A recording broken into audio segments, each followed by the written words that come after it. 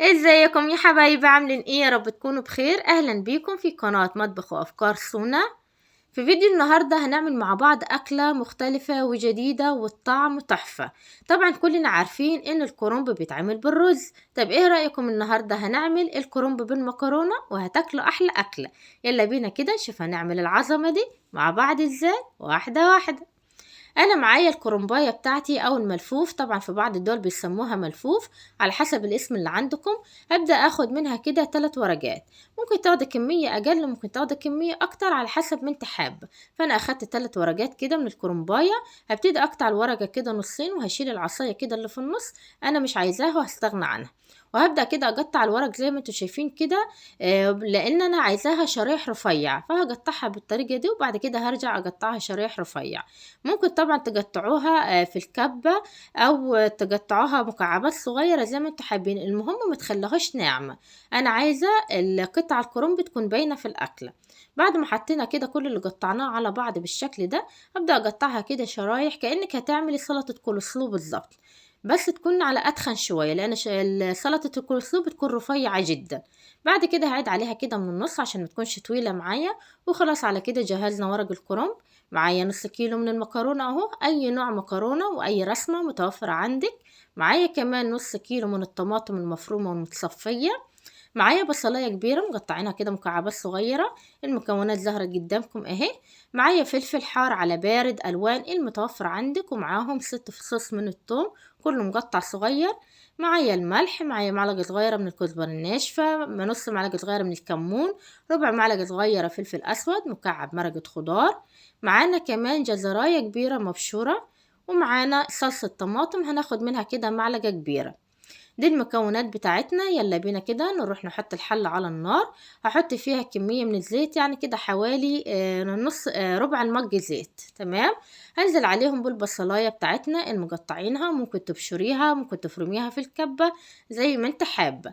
هنقلب البصل كده على النار، هنرش عليها كده رشة ملح خفيفة. وهسيبها على النار كده لغاية ما تدبل معايا شوية. انا بحب اشوح البصل الاول عشان ما يكونش طعمها وهي ني ما يكونش يعني كده باين قوي، لا كل ما كانت متشوحة على النار بيبقى الطعم احلى. بعد ما شوحنا البصل كده ودبلت معانا شوية، بعد كده هنزل عليها بالجزراية المبشورة. برضو ممكن تفرميها في الكبة، مفيش اي مشاكل. التقطيع والحجم على حسب ما انت حابة الاكلة بتاعتك، يعني اي تقطيعة هتنفع في الاكلة دي. خلاص. هنقلب الجزر مع البصل كده على النار حوالي 5 دقايق. بعد كده هنزل عليهم بكل كمية الكرنب او الملفوف اللي احنا قطعناه وجهزناه. طبعا هنا الكرنب كمية كبيرة، لكن اول ما هتدبل على النار هتلاقي الكمية بدأت تقل معاكي. فهنقلبها كده شوية حوالي 5 دقايق لغاية الكرنب ما يدبل معانا على النار. وبعد كده هنزل عليها بالثوم اللي احنا مقطعينه كده. تقلبتين كده برضو تشويحة لغاية ريحة الثوم ما تطلع معاكي. وبعد كده هنزل عليهم بالفلفل اللي احنا مقطعينه. هنا بالنسبة للفلفل، لو عندك ألوان أحمر على أخضر على أصفر تمام، عندك نوع واحد تمام، عندك حار بارد برضو تمام. يعني اللي انت حاباه حطيه في الأكلة بتاعتك. حابة تزودي شطة تمام، مفيش أي مشاكل. بعد كده هننزل عليهم بكمية المكرونة بتاعتنا، زي ما قلت لكم ده نص كيلو من المكرونة. اي نوع واي رسمة، ما تخافيش المكرونة ولا هتعجن ولا هيحصل لها اي حاجة. تقليبة بس كده عشان كله يدخل مع بعضه. وبعد كده هنزل عليهم بالملح والفلفل والكمون والكزبرة. وهنقلبهم كده مع بعض، وكمان معاهم مكعب مرقة خضار. انا هنا حاطه مكعب مرقة خضار عشان انا عاملاها اكل صيامي. لكن لو انت حابه تغيريه بمرقة لحمه او فراخ تمام، مفيش اي مشاكل. هنقلبهم كلهم مع بعض عشان كل التوابل تدخل مع المكرونة. بعد كده هنزل عليهم بمعلقة كبيرة من الصلصة. تقليبة كده نشوح الصلصة معاهم. وبعد كده هننزل عليهم بكل كمية الطماطم المفروم. انا هنا فرمة الطماطم ومصفياها عشان تكون حلوة كده في الاكل. بعد ما حطينا الطماطم هنكون حاطين مية على النار تغلي، تكون مية ساخنة اللي هنزود بها المكرونة. لازم تكون ساخنة، ما تزودهاش بمية باردة. هنا كمية المية على المكرونة المهم تغطيها بحوالي كده 2 سنتي فوق المكرونة. لأن كل ما كان الصوص في المكرونة دي باين بيكون طعمها أحلى. خلاص حطينا كده، طبعا هتدوقي بقى وهتظبط الملح بتاعك. أنا هنا الأكلة أخدت معايا معلقة ونص ملح صغيرين. طبعا الملح على حسب راحتكم وعلى حسب ما انتوا هتظبطوه. هتدوقي وهتظبطي.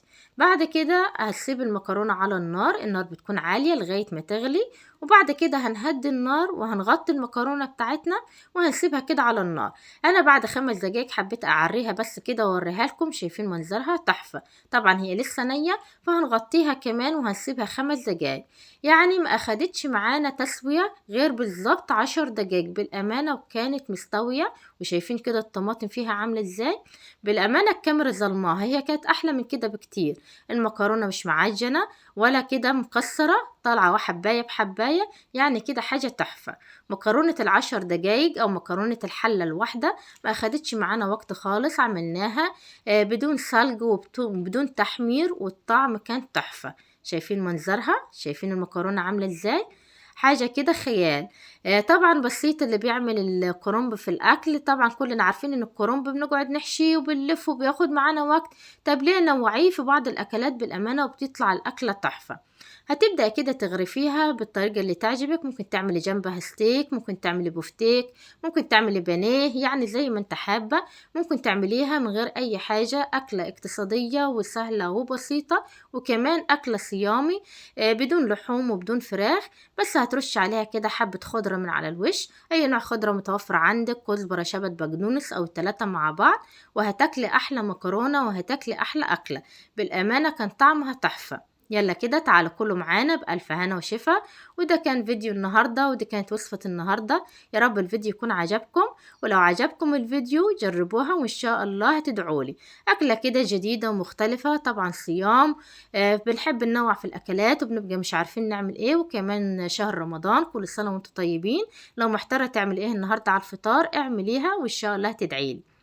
ده كان فيديو النهاردة، واستنوني في وصفات جديدة وأفكار جديدة مع مطبخ وأفكار سونا. ولو عجبكم الفيديو ما تنسونيش في اللايك والشير والاشتراك في القناة وتفعيل الجرس ليوصل لكم كل جديد. أشوفكم على خير. باي باي.